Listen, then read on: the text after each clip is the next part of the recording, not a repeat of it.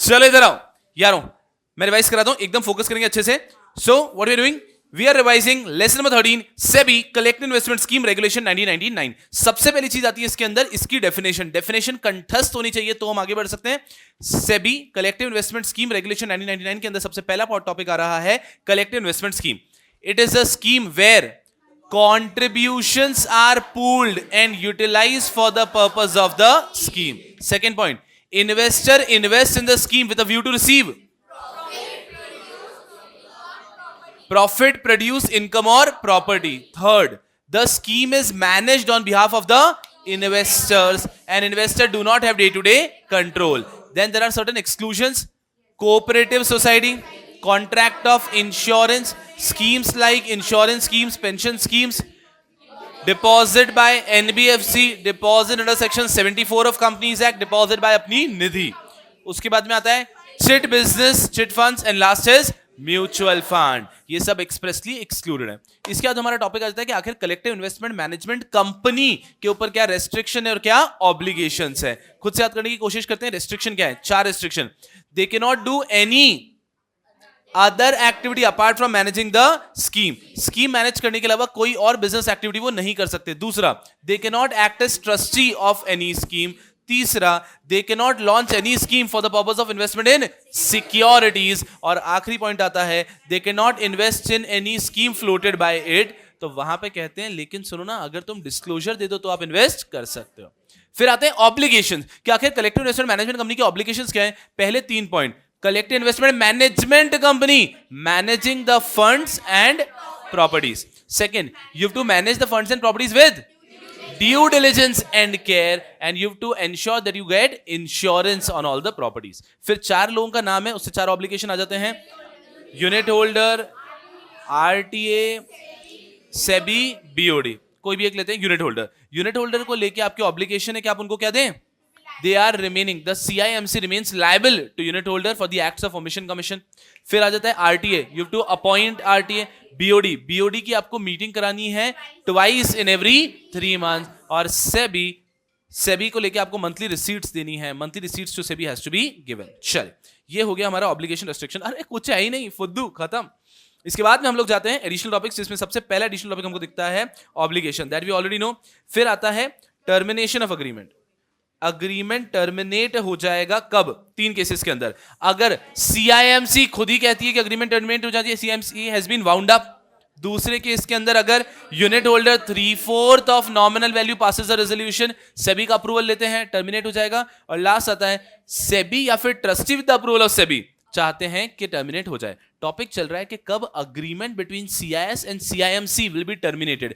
When an agreement between CIS and CIMC will be terminated. अगर CIMC ही wound up हो गया, अगर unit holder 3/4 के अप्रूवल के साथ में कहते हैं कि बंद कर दो, सेबी के अप्रूवल से बंद हो जाएगा. सेबी चाहता है या फिर trustee with the approval of SEBI चाहते हैं तो अपॉर्चुनिटी बिंगर देके भी वाउंड अप, अपॉर्चुनिटी बिंगर देके भी टर्मिनेट कर सकते हैं. ठीक है.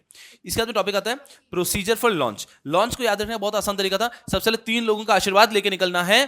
Trustees, credit rating agency and appraisal agency. तीनों का आशीर्वाद ले लिया. फिर 2 पॉइंट जो पता होने चाहिए. It will always be a closed ended mutual fund and the duration should be at least 3 calendar years. Wonderful. उसके बाद में लास्ट में 2 पॉइंट जो ऑलरेडी पता है. Insurance has to be obtained और आप गारंटी रिटर्न्स नहीं दे सकते. जबरदस्त.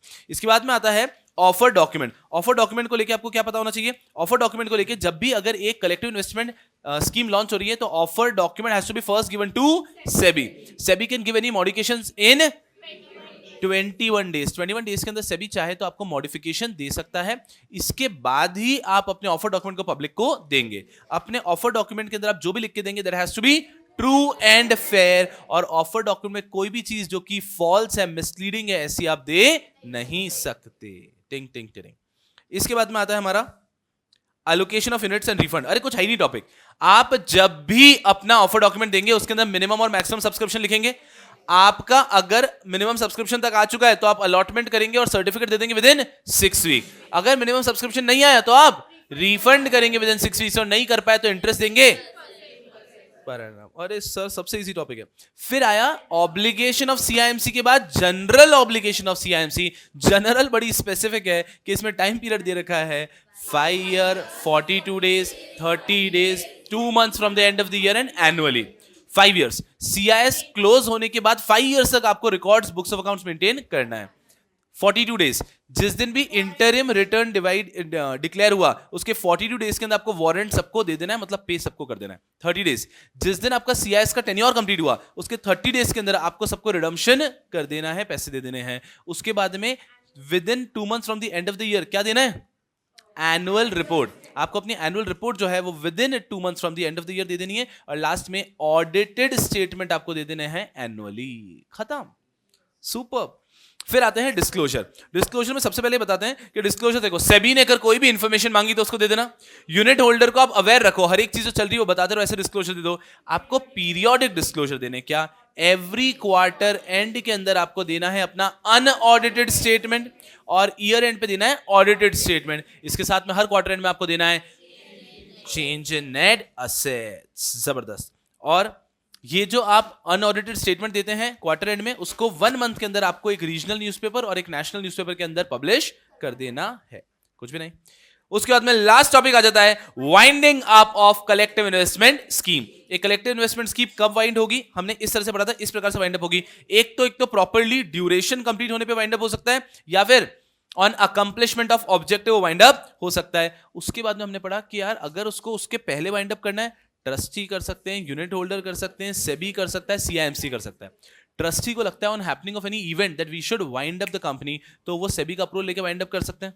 दूसरा, यूनिट होल्डर को लगता है तो वो 3/4 यूनिट होल्डर्स का रेजोल्यूशन पास करके सेबी का अप्रूवल लेके वाइंड अप कर सकते हैं. सेबी को लगता है तो वाइंड अप कर सकता है इफ एट ऑल उसको लगता है prejudicial to the interest of investor काम हो रहा है. और सीआईएस अगर चाहता है, सीआईएस को लगता है कि हम अपना जो ऑब्जेक्टिव अचीव नहीं कर पाएंगे, ट्रस्टी का अप्रूवल लेके, यूनिट होल्डर का अप्रूवल लेके और सेबी का अप्रूवल लेके भी वाइंड अप कर सकता है. इससे इजी टॉपिक तो कभी देखा ही नहीं है.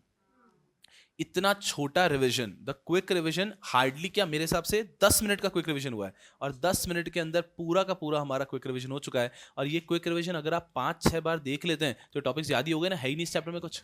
My goodness. So this becomes a very very very easy chapter.